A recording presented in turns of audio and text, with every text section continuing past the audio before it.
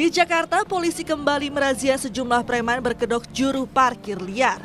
Preman berkedok juru parkir liar ini sempat berusaha kabur saat petugas menggelar razia di area Pasar Tanah Abang, Jakarta Pusat. Razia digelar karena keberadaan preman mengganggu keamanan dan kenyamanan para pengunjung. Polisi berhasil menangkap belasan preman dan langsung membawa mereka ke Polsek Metro Tanah Abang untuk dilakukan pemeriksaan.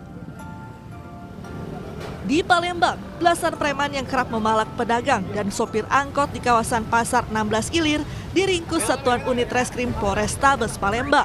Tindakan ini merupakan bagian dari operasi pekat kepolisian untuk memberantas preman yang meresahkan warga. Selain menangkap pelaku, polisi juga menyita uang ratusan ribu sebagai barang bukti pemerasan. Petugas gabungan Polri, TNI, dan Satpol PP menertibkan sejumlah posko ormas di wilayah Matraman, Jakarta Timur.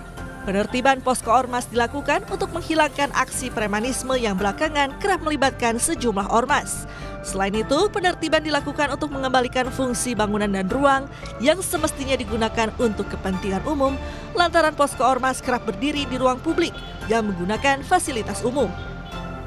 Kejaksaan Agung merespons maraknya aksi premanisme. Kejagung nantinya akan mengerahkan instrumen intelijen untuk mencegah aksi premanisme. Kepala Pusat Penerangan Hukum Kejagung Harli Siregar menyebut pihaknya memiliki instrumen intelijen yang lebih pada sisi pencegahan. Intel akan ditugaskan melakukan sosialisasi tentang kesadaran hukum ke masyarakat. Kami mempunyai instrumen intelijen yang lebih pada sisi pencegahan. Ya. Oleh karenanya instrumen intelijen ini akan secara intensif dan sebenarnya selama ini kami sudah lakukan. Memberikan sosialisasi dan tentu bekerja sama dengan baik teman-teman di Polri, di Kesbangpol misalnya yang ada di daerah bersama tokoh-tokoh masyarakat, tokoh agama, tokoh adat, tokoh pemuda dalam rangka membangun kesadaran itu.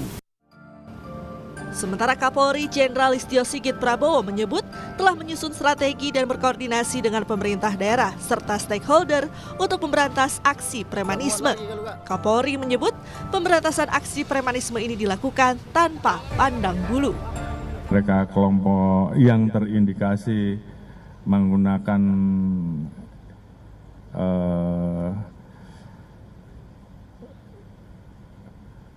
simbol-simbol tertentu. Buat kita yang kita lihat adalah tindakannya. Kalau itu meresahkan masyarakat, kita tidak tegas.